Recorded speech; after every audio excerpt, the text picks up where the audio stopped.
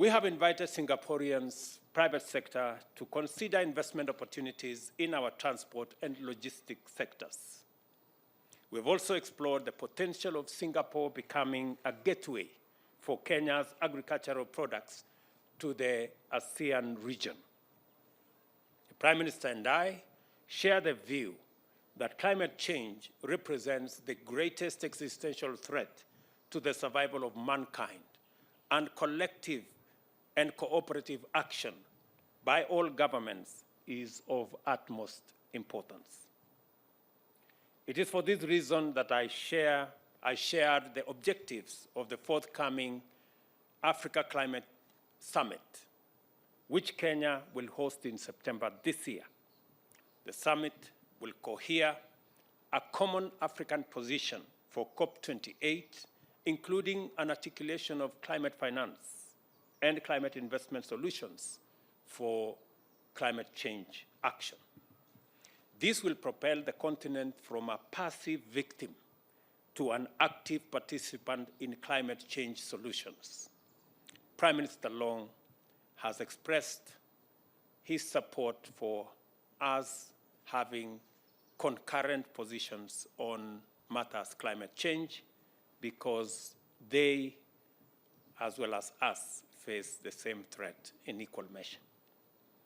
On this urgent issue of climate change, our ministers have signed an MOU on carbon credit collaboration, which provides a framework for the trading of carbon credits between our two countries in line with the stipulation of the Paris Agreement. The agreement also provides for the exchange of information, knowledge, best practices, and capacity building on carbon credits, plus collaboration on projects which will reduce greenhouse gas emissions. Prime Minister Loong and I also agreed on the urgent need to reform both the global peace and security infrastructure, as well as the multilateral financial architecture, to ensure that these institutions are equitable, fair, and fit for purpose in responding to multifaceted global challenges. Kenya and Singapore will continue to work closely on areas of mutual interest, and we have shared with His Excellency Prime Minister Kenya's contribution to regional peace initiatives. Additionally, I shared Kenya's position on the need to reform the UN Security Council to make it much more inclusive and reflective of the current global order and dynamics. It is important for like-minded countries like Kenya and Singapore to support common positions.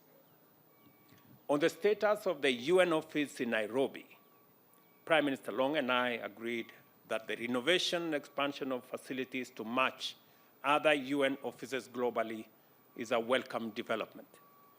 The upgraded facility will accommodate at least 9,000 conference delegates at any meeting, and Singapore will work with us, especially in the upcoming UN Assembly, where discussions on these facilities' improvement will be held at the UN in New York.